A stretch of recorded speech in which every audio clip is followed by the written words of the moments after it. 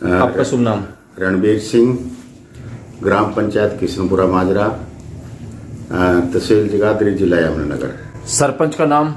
सीमा देवी। विकास के नाम पर हर आदमी जब भी सरपंच बनता है तो गांव के लोगों को तो ये समझो कि भाई क्या क्या बनता है, मैं ये भी कराऊंगा वो भी कराऊंगा, सारे कामों को आदमी। और वैसे तो मैं सरपंच 2 बार पहले भी रहा, 5 और 10 में भी रहा। उस टाइम भी हमने विकास कार्य बहुत कराए, क्योंकि पहले हमारी पंचायत खारमन में थी और खारमन से जब अलग हुए तो नहीं समझा भी खारमन में होते हुए एक भी काम एक मिनट हमारी नहीं लगी थी। तो उसके बाद हमने जो गली नाली या लाइट वगैरह लगा लो या पानी का प्रबंध स्कूल का तो हमने किया। पर उसके बाद मान लो काम तो तकरीबन ओंधी रहे, चल ही रहे तकरीबन। पर गाँव के काम है ना, तो गाँव के काम तो चल दे रहा, मान लो कहीं ना कहीं दिखता नहीं रहा। और सबसे बड़ी बात यह है कि भाई जो मेरा गांव है यहाँ टोटल SC हैं, एक घर बैकवर्ड का है और नहीं समझो भाई पंचायत की ज़मीन हमारे पास बिल्कुल भी नहीं है। अभी यहाँ तक दिक्कत है कि जो शमशान घाट वो भी हम नहीं बना पा रहे बिना ज़मीन के। तो दिक्कतें तो बहुत हैं, मान लो उन दिक्कतों को देखो, कहीं दिक्कतें तो ऐसी हैं कि जो बिल्कुल हम कर ही नहीं पाते। अब जैसे लोगों के रहने की दिक्कत है, अब ज़मीन होगी तो तभी हम उनको प्लाट दे पाएंगे, या शमशान घाट तभी बना पाएंगे, या सामुदायिक केंद्र या बड़ा कोई ऐसा स्थान तभी बना पाएंगे अगर गांव में ज़मीन होगी। तो ज़मीन तो है नहीं बिल्कुल भी, तो उस वजह से बड़ी दिक्कतें हैं। नाली की मांग तो करेंगे ही, पर एक थोड़ी सी दिक्कत हमने ये है कि हमारे 2 माजरे हैं। तो हमारे यहाँ तो चलो अम्बेडकर हॉल भी है और धर्मशाला भी है, तो वहाँ पे थोड़ी दिक्कत है कि धर्मशाला उधर बना ही नहीं पा रहे हम, थोड़ी वजह ज़मीन की भी है, वहाँ पे थोड़ी समस्याएं हैं।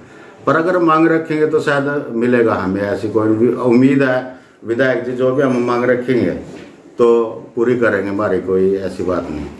रही बात और बड़ी समस्या है जैसे राशन कार्ड वगैरह की है, तो मैं तो नहीं कहूँगा कि जो मेरा गाँव है यहाँ एक आध एम्प्लॉयज को छोड़ के सब बाकी सब मजदूर आदमी हैं।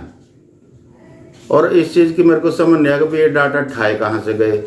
अभी मान लो कई लोग तो ऐसे हैं, बेचारे एक विधवा औरत है, उस पर सिर्फ एक बच्चा, और अभी बिजली का करंट लगने से उसके घर वाले की मौत ही थी। तो उसकी इनकम 2.5 से 5 लाख रुपए कर रखी है। और उसके लिए मैं बल्कि 1-2 बार मैंने ब्लॉक में भी कहना पड़ा, वरना वैसे भी उसके बेचारे के बड़े हमदर्द आते हैं इस चीज़ की, क्योंकि उसके आगे पीछे है ही कोई नहीं कमाने वाला। तो आज तक भी मैं उसका राशन कार्ड नहीं बनवा पाए हम कहने के बाद भी, क्योंकि ये सब ना पता भी कंप्यूटराइज मामला है कि भाई जो भी ऑनलाइन सिस्टम चलेगा तो तभी हो पाएगा।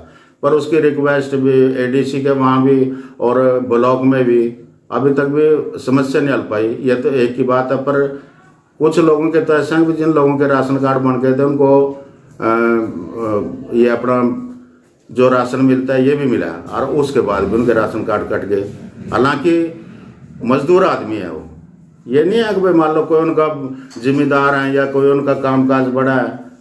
तो ये चीज़ देखो मेरी समझ नहीं आ रही बिल्कुल, और मैं बड़ा परेशान, क्योंकि 10-20 लोग मान लो हर बार इस मामले में चर्चा करने के लिए बैठे रहते हैं। तो ये तो मुख्यमंत्री जी से यही उम्मीद करते हैं भाई घर घर जा, क्योंकि मान लो घर घर जाके अगर सर्वे करे जा तो बिल्कुल क्लियर हो जाता है कि कौन कहाँ है। मुख्यमंत्री जी से हम तो एक ही मांग करते हैं। अभी मान लो इस समस्या का हल जो है ना, या तो कहीं भी किसी की ड्यूटी लगा के एम्प्लॉइज की, बढ़िया जो समझदार है उसको जानता है, भाई घर घर जाके उसका सर्वा करवा ले, उसका बैकग्राउंड देख ले कि भाई ये किस लायक है। कोई बात नहीं, जो मतलब अच्छी पोजीशन में जो ना बढ़े उनका, उसकी तो हम चिंता भी नहीं करते। अब तो चिंता उन्हीं लोगों की है जो वास्तव में उस लायक हैं और उनके बन नहीं पा रहे। नशे के बारे में मैं कहना चाहूँगा जी, पहले नंबर पे तो नशों से हमारा गाँव बचे है, काफ़ी मतलब कंट्रोल है यहाँ, कोई ऐसी बात नहीं बिल्कुल भी। क्योंकि जब 5 और 10 में भी सरपंच रहा मैं, तो उस टाइम में थोड़े बहुत लोग शराब वगैरह बेचते थे, तो हमने बिल्कुल उनको रोक लगाई दी थी। और उसके बाद गांव में कोई इस तरह के शराब वगैरह कोई किसी तरह के नशे की नहीं होती। नशे के ऊपर हमने बिल्कुल अंकुश लगाया, नशा बिल्कुल नहीं हमारे गाँव में, क्योंकि हम तो रात दिन लोगों के बीच में रहा, तो नशे वाली बिल्कुल हमने कंट्रोल किया हुआ है, नशा नहीं हमारे गाँव में।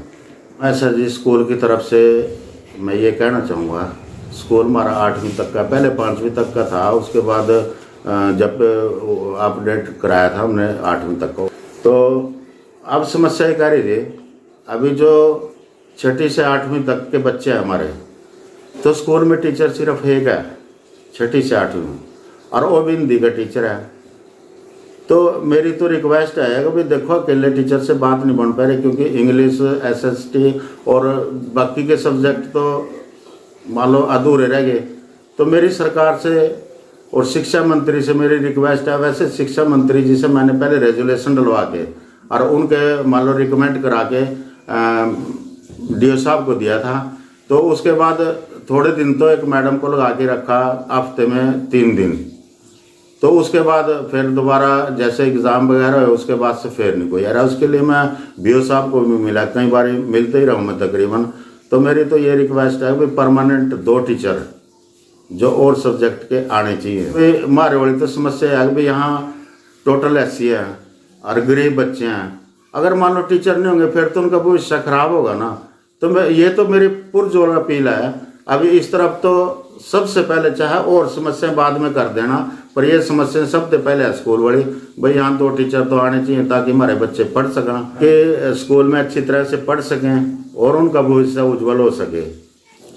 देखो, गाँव वासियों का तो मैं हमेशा ऋणी रहता हूँ, क्योंकि इतनी इज्जत मान वो मेरे को देते हैं कि भाई चलो 2 बार तो मेरे को बनाया, तीसरी बार भाई की मिसिज को मान लो चलो हमारे मुंह से लगा लो जैसे मर्जी।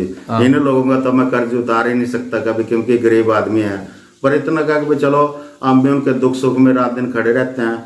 और मैं तो गाँव वासियों को यही संदेश देना चाहता हूँ कि आधी रात आए चाहे जब मर्जी आए मेरे पे, मैं हर काम के लिए तैयार हूँ, कहीं कोई दिक्कत नहीं आने दूंगा किसी को। बिल्कुल विकास भी करेंगे, उनके दुख सुख में भी खड़े होंगे, उनके हर समस्या के लिए खड़े हैं।